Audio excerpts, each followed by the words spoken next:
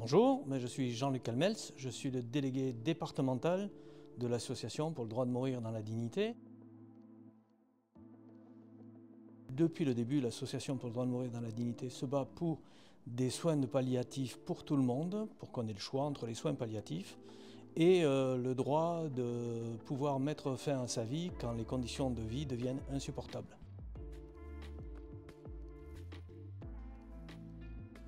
Pour appliquer correctement la loi sur les soins palliatifs qu'on a votée et pour laquelle l'ADMD se bat depuis 30 ans, plus de 30 ans, il faudrait quand même des engagements financiers forts. C'est un véritable défi pour le gouvernement d'arriver en 2 ans à recruter du personnel et à ouvrir partout des unités de soins palliatifs. Rodez, on est relativement bien traité.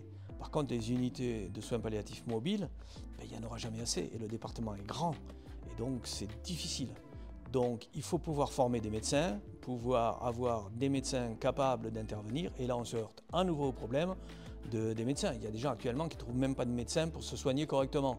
Donc penser qu'on va avoir du personnel qui va être capable facilement d'aller faire des soins palliatifs à domicile, ça paraît être un vrai défi. On peut dire qu'après 35 ans, 40 ans de combat là-dessus, c'est une première victoire. Par contre, cette loi, elle doit partir au Sénat. Elle doit revenir du Sénat à l'Assemblée nationale et elle doit être rediscutée entre les 2 chambres.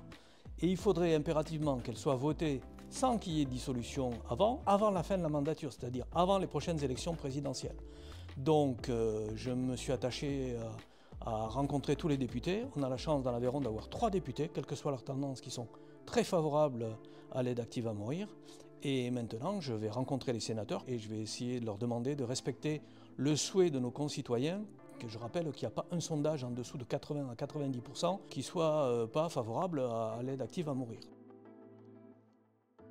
Elle a des conditions qui ne me satisferont pas. Pour accéder à l'aide à mourir, il faut être âgé d'au moins 18 ans. On peut le comprendre, les Belges ont fait la même chose et puis soudainement ils se sont rendus compte des années après qu'à 16 ans ou 17 ans, si on avait une maladie invalidante et qui vous condamnait, c'était peut-être pas à la limite des 18 ans qu'il fallait prendre en compte. Deuxième point, être de nationalité française et résider de façon stable et régulière en France.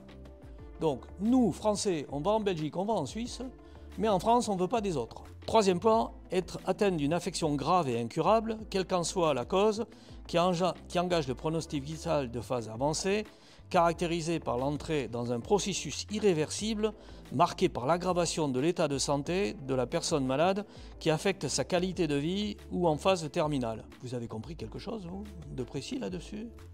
On peut y mettre tout et n'importe quoi. Encore une fois, on va oublier des gens au bord de la route. Et il faut être impérativement dans la capacité de présenter jusqu'au dernier moment son souhait d'aide active à mourir.